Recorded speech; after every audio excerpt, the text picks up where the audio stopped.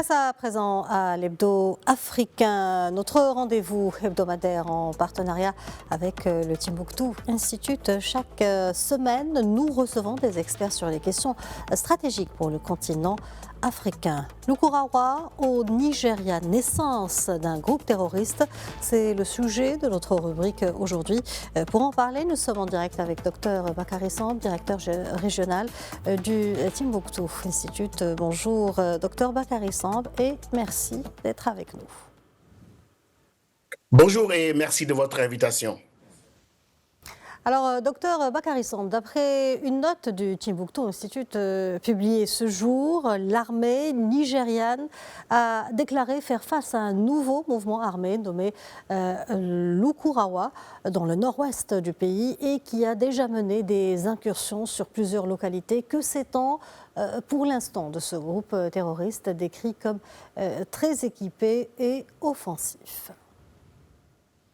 Oui, c'est l'armée nigériane par la voix de son chef d'état-major, le général Oluyede, qui a déclaré la naissance de ce mouvement-là, assez équipé, dit-on, et dans le cadre de la stratégie de lutte même contre ce groupe, le chef d'état-major de l'armée de terre a visité cette semaine les localités de Ilela, de Tangaza, qui sont des villes frontalières avec le Niger, à partir desquelles le groupe opère aujourd'hui depuis quelque temps. Ce groupe est une organisation terroriste qui s'est signalée dans les gouvernements locaux de Goudou et de Tangaza à Sokoto depuis l'autre côté de la frontière du Niger vers octobre 2018 avec, dit-on, environ 200 combattants. On pense qu'ils sont affiliés à Al-Qaïda aussi et beaucoup d'informations circulent au sujet de ce groupe-là aujourd'hui.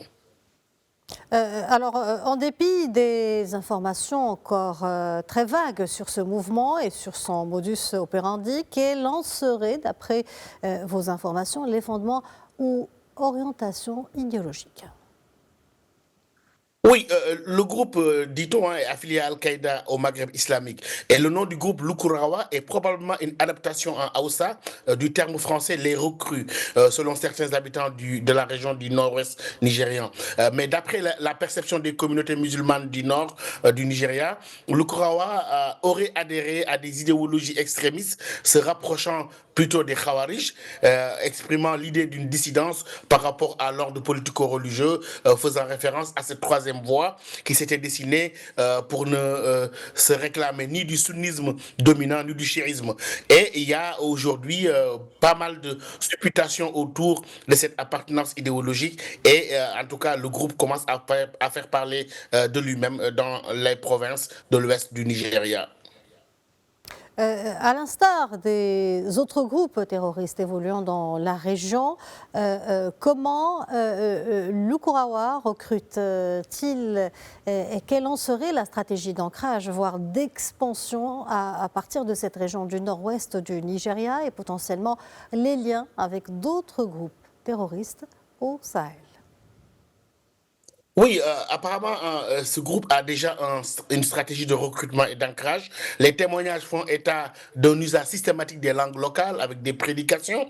Le groupe commence à imposer des règles et des taxes aux communautés qui sont sous leur influence. Et les premiers éléments de Lukurawa identifiés par les sources faisant état de moins de 50 membres.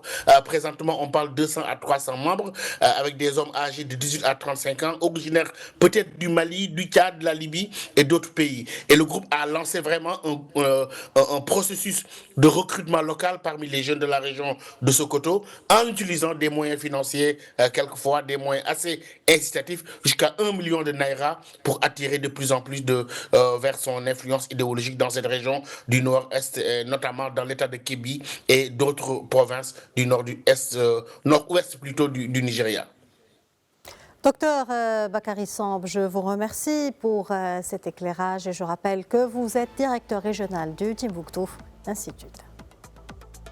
Merci de votre aimable invitation.